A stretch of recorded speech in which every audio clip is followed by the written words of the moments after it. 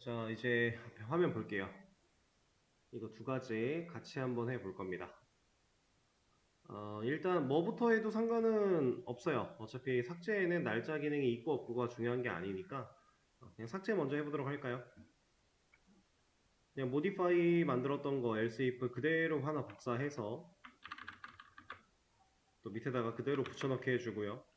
modify 대신에 delete라고 하는 명령으로 바꿔주고요. 그 다음에 여기까지 그냥 다 쓸 거예요. 멘트도 쓰는데 삭제라고만 바꾸겠습니다. 그리고 이 멘트를 보여주기 전에 실제로 게시물이 삭제되는 과정 하나만 추가를 하면 되는데, 자, 여러분들이 이제 이걸 하기 위해서는 예전에 말씀드렸던 리스트 메서드 이런 거 한번 검색해 보셨어야 된다 라고 했었죠. 여기 보면 리스트를 사용할 때 값을 지우는 remove라고 하는 이런 녀석이 있어요. 지금 여기에는 remove all로 나오고 있는데 그냥 remove가 있습니다. 얘는 말을 안 해줬나 보네요. 그럼 다른 글로 갈까요?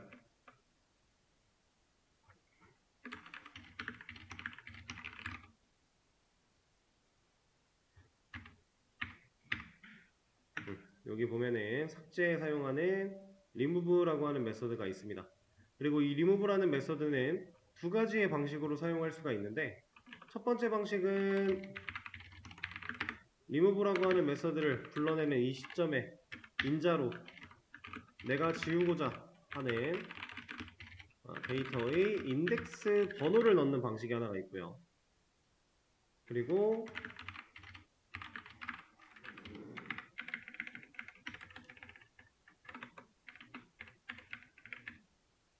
내가 지우고자 하는 데이터를 그냥 넣는 방식이 있어요. 정확히 표현하면 이거는 뭐 올바른 명칭은 아니긴 하지만 어쨌든 내가 지우고자 하는 그 데이터랑 일치하는 녀석을 주면 얘가 그걸 찾아서 지워줍니다. 두 가지 방식이 있는데 지금 현재 우리 상황에서는 이걸 사용하는 게 좀 더 효율이 좋아요. 왜냐면 이미 우리는 found article이라는 변수를 통해서 일치할 때 그 일치하는 게시물 그대로를 백업시켜 놨으니까.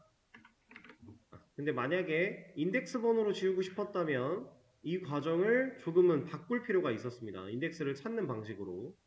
그것도 어려운 건 아니에요. 그냥 int 타입의 변수 만들어서 처음에 뭐 -1 같은 거 넣어놓고 그다음에 이 반복하는 과정에서 조건부를 찾았을 때 그때 여기서 인덱스를 찾아서 백업만 시켜놓으면 돼요. 흐름은 다 똑같은데 인덱스를 찾을 거냐 게시글 자체를 찾을 거냐의 차이만 있다라고 생각하시면 되고요. 둘 중에 어떤 걸 써도 지워지는 데는 문제가 없습니다. 그래서 저는 지금 이 방식을 사용을 할 거예요. 이미 우리가 데이터를 찾아놨으니까. 그래서 여기에 articles에서 remove 지울 거야. 뭘 지울 거냐면 현재 일치할 때 찾아놨던 found article을 그대로 갖다가 사용해서 지울 거야. 이거 한 줄 넣어주면 게시글이 이렇게 3개가 있고 2번 글을 지우겠다 라고 했을 때 삭제가 완료됐다고 하고요. 진짜로 가보면 2번 글은 없습니다. 실제로 사라졌어요. 그리고 게시물을 쓰게 되면은 4번 글 작성되는 거고 우리가 또 4번 글을 지운다 라고 하면 잘 지워지고요. 리스트 봐도 문제 없고요. 다시 글을 써도 이젠 5번 글 이런 식으로 잘 처리가 되고 있죠. 우리가 만들었던 기능들이 전혀 문제를 받지 않으면서 영향을 받지 않으면서 삭제까지도 잘 되고 있는 그런 상태예요. 그리고 당연히 존재하지 않는 글을 지우겠다라고 하면 그런 거는 존재하지 않는다라고 얘기를 해줄 거고요. 이거는 이제 리스트에서 사용할 수 있는 메서드를 적절히 잘 찾아서 쓸 수 있느냐만 해결이 되면 끝나는 문제였어요. 삭제 기능은 너무 간단했고요. 이제 날짜 데이터 추가하는 거 좀 진행을 해볼 건데 자, 일단 방법 찾아야 된다 그랬죠. 이거 저도 찾을 거예요. 왜냐면 저도 이 방식을 외우고 다니진 않거든요. 자바, 현재 날짜 및 시간 구하기 이런 식으로 칠 겁니다. 그럼 나와요. 여기에 보면은 되게 많은 글들이 나올 텐데 적당한 거 하나 찾아 들어가서 좀 읽어보면 돼요. 근데 읽다 보면 여기도 있을지 모르겠는데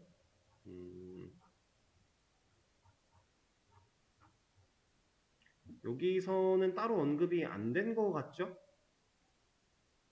아, 있군요. 있긴 있는데 제가 원하는 무언가는 없네요. 다른 글로 갈게요, 그러면.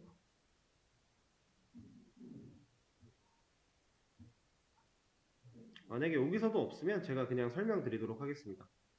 찾다 보면은 나오기는 해서 뭐 이런 것도 결국 같은 내용이긴 한데 제가 그냥 말씀을 드리도록 하죠. 자, 제가 뭘 말씀드리고자 하는 거냐면 이런 걸 검색을 했을 때 이제 자바에서 제공하는 date라고 하는 클래스를 사용하는 방식이 있어요.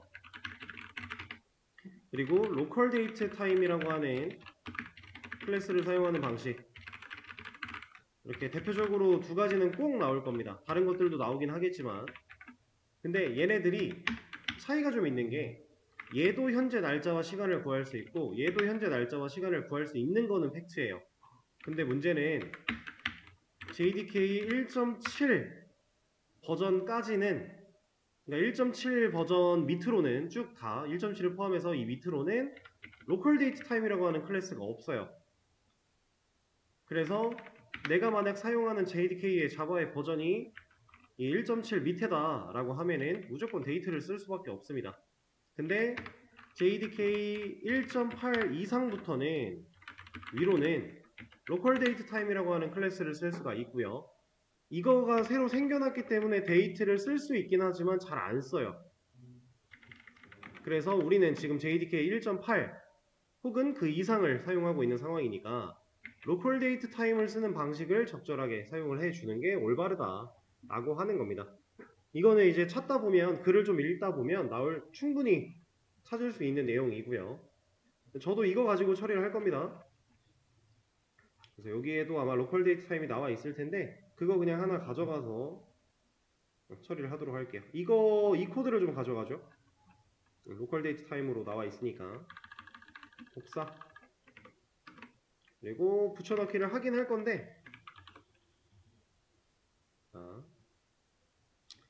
이거를 이제 그냥 찾았다고 해서 바로 우리 프로그램 개발하고 있던 거에다가 붙여넣기를 해버리면 사실 그렇게 썩 좋진 못해요. 왜냐면 이미 기능이 만들어져 있는 녀석한테 이런 코드를 마구잡이로 붙여넣다 보면은 내가 만들었던 원래 되던 기능도 문제를 일으킬 수 있으니까 얘가 어떻게 동작하는지, 그리고 이 동작 때문에 어떤 일이 벌어지는지 눈으로 좀 확인하기 위해 클래스를 하나 따로 만들어서 테스트를 좀 진행을 하겠습니다.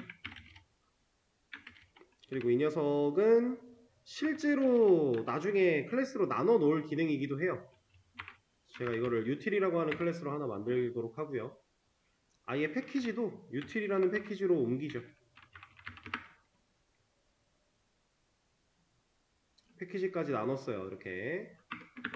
그리고 여기다가 이렇게 붙여넣기를 하겠습니다. 근데 그냥 붙여넣기 하면 안 되겠죠? 당연히 메서드가 하나 있어야 그 안에 코드를 적을 수 있으니까 일단은 보이드로 만들어 보도록 할게요. 테스트라고 하는 이름으로.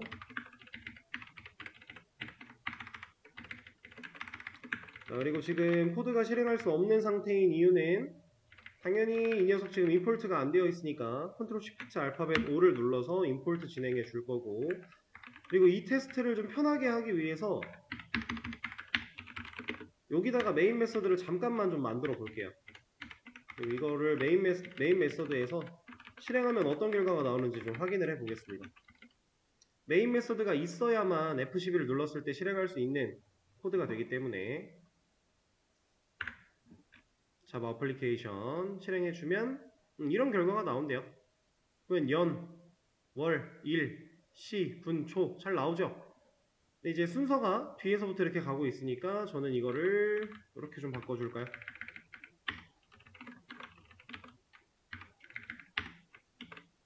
저는 지금 얘는 알고 있어서 그냥 바꾼 거긴 한데 만약에 여러분들이 이게 뭐야 싶었다면 검색해보면 돼요.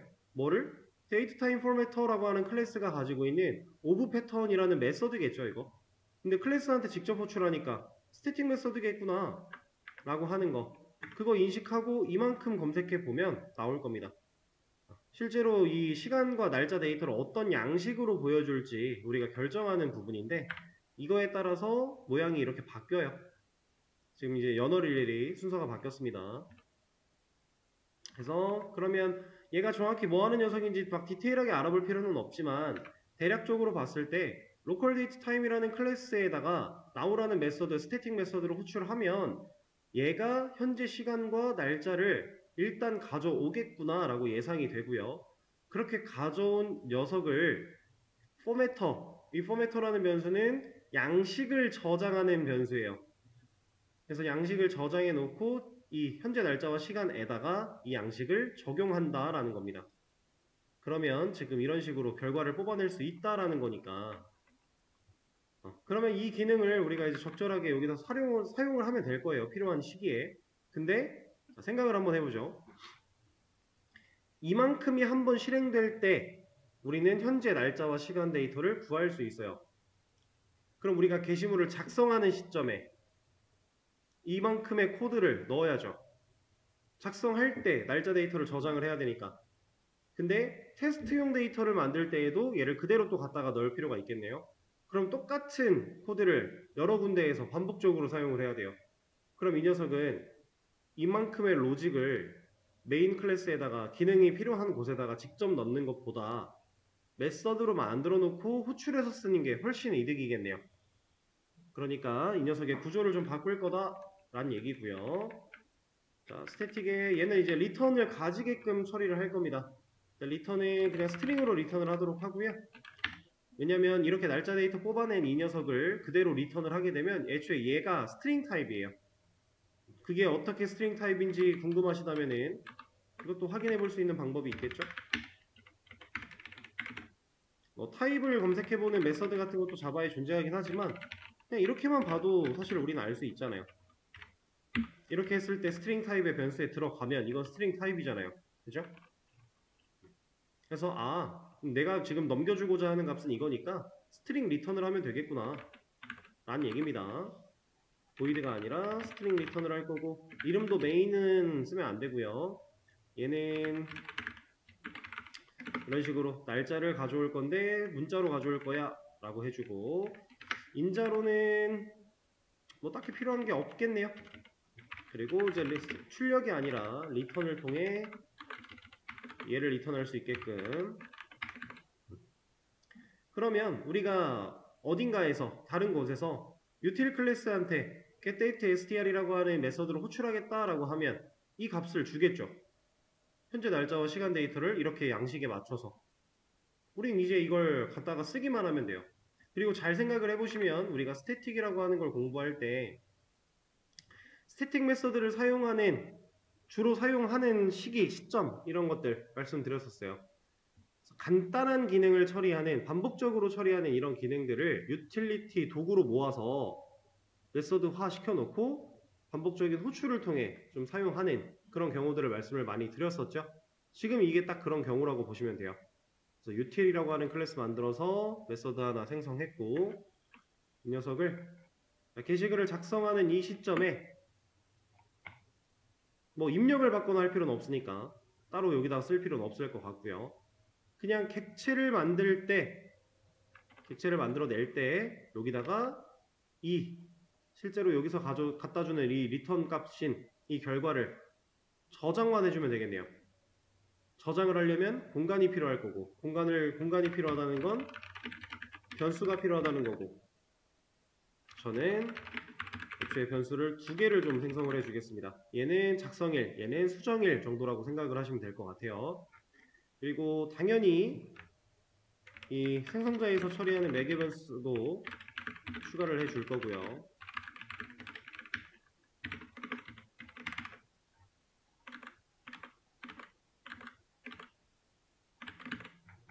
자, 그러면 이제 여기도 좀 필요할 것 같고 여기도 이제 필요하죠? 근데 필요한 거 넣어주면 되겠네요. 자, 우리가 해야 되는 일은 util 클래스에서 getDateSTR이라고 하는 이 녀석을 불러다가 값을 이 자리에 남긴다면 얘가 이제 REG 데이터로 꽂힐 거고 한 번 더 하면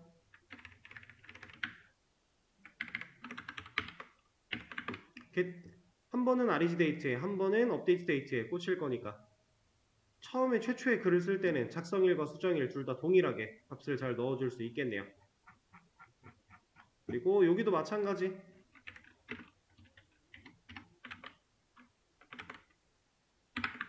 이렇게 만들어주면 에러가 없어질 거고요. 그리고 이렇게 데이터를 저장까지 했다면 리스트 같은 거 보여줄 때 이제 그냥 보여주면 돼요. 그냥 구멍 하나, 서식 지정자 하나 더 뚫어서 여기다가 %s 만들어 놓고 아티클이 가지고 있는 REG 데이트 이런 거 보여주면 되잖아요. 수정된 날짜로 보여주고 싶다면은 아예 여기서 업데이트 데이트를 보여줘도 괜찮을 것 같고요. 이렇게 디테일도 마찬가지. 이미 우리는 게시물한테 저장을 해놓은 거니까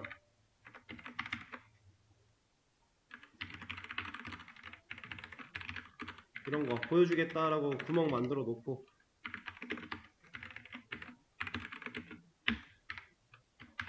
이래버리면 나오겠죠. 한번 테스트 해보죠. 리스트 보면은 작성일 잘 나왔고요. 디테일에도 작성일, 수정일 잘 나오고 있고요. 그 다음에 우리가 봐야 되는 거는 뭐 볼 건 다 봤죠? 이제 수정 기능을 처리했을 때 실제로 수정되게끔 처리하면 되는 거니까 수정 일자도 바뀌게끔 하면 되니까 자, 수정 처리는 여기서 되고 있어요. 자, 여기서 할 때 타이틀과 바디만 바꿀 게 아니라 파운드 아티클이 가지고 있는 업데이트 데이트를 불러다 놓고서 이 시점에 유틸에서 이 메서드를 한 번 더 호출해낸다면 이 시점의 현재 시간과 날짜를 또 구해줄 거니까 값이 잘 바뀌겠네요. 자, 일단 이렇게 만들어져 있는데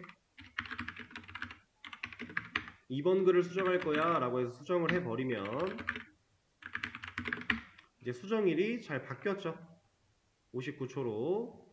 그리고 현재 리스트에서도 수정일을 보여주고 있으니까 이 녀석도 잘 바뀌었겠네요.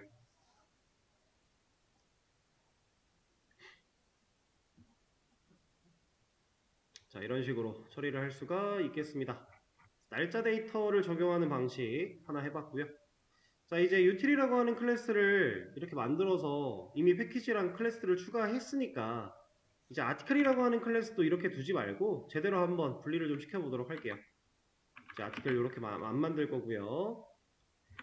자, 클래스 하나 새로 만들 겁니다. 이름은 아티클. 그리고 패키지도 아예 DTO라고 하겠습니다. 그리고 여기다가 붙여넣기.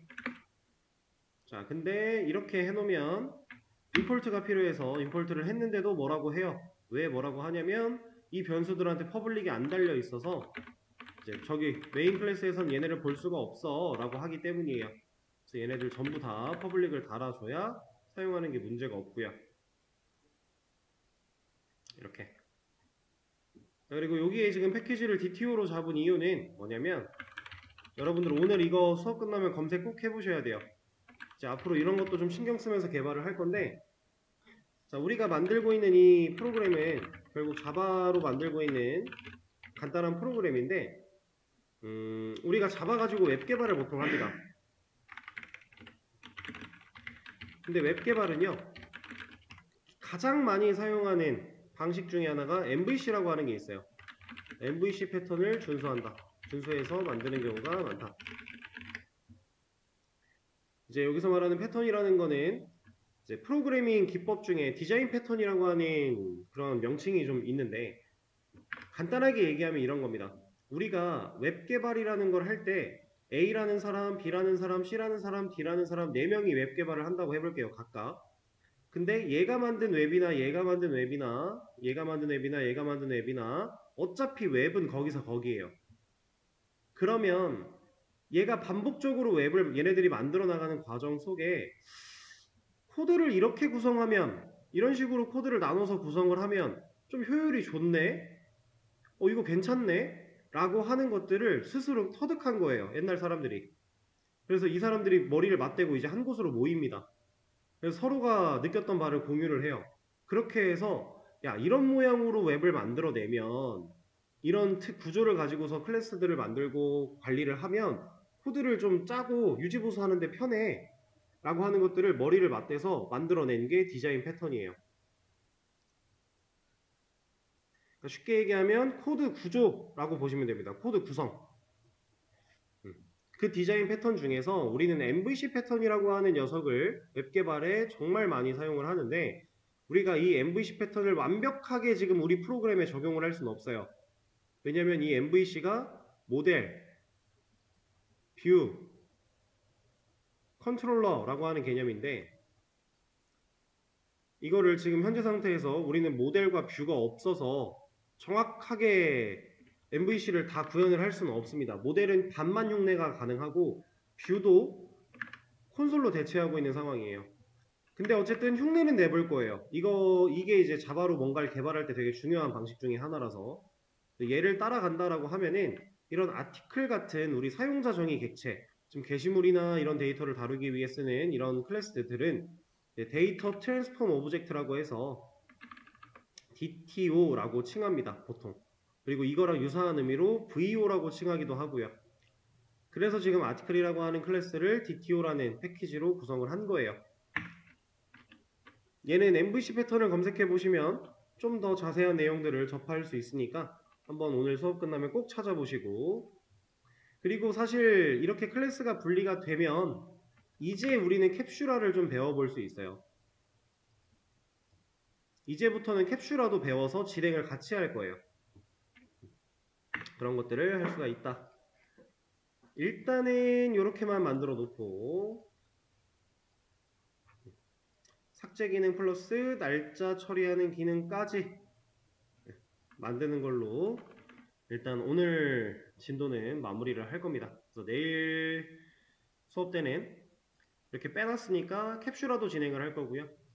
그리고 이 메인 클래스에서 하고 있는 이러한 작업도 약간 추가적인 최적화 작업을 거칠 거예요. 왜 그러냐면 자바에서 이 메인 메서드는 진짜 단순히 실행 목적을 가져요. 실행만 하면 돼요, 얘는. 근데 지금 우리 상황은 메인 메서드가 모든 기능을 다 담고 있어요.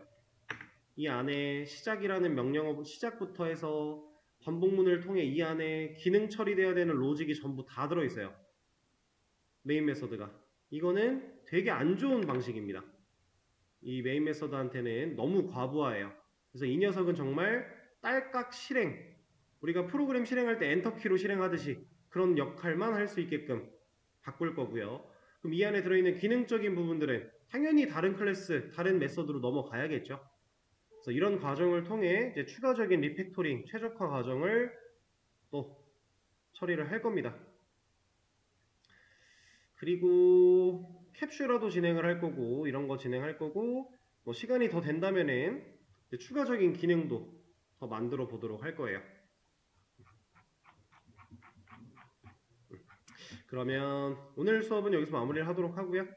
MVC 패턴 꼭 검색해보고 오세요. 그거 정말 검색해보시고 난 다음에 설명을 듣는 거랑 아예 생판 처음 설명을 듣는 거랑 이해할 수 있는 정도가 많이 다르니까 꼭 검색해보고 오시고, 그러면 오늘 수업 마무리하도록 하죠.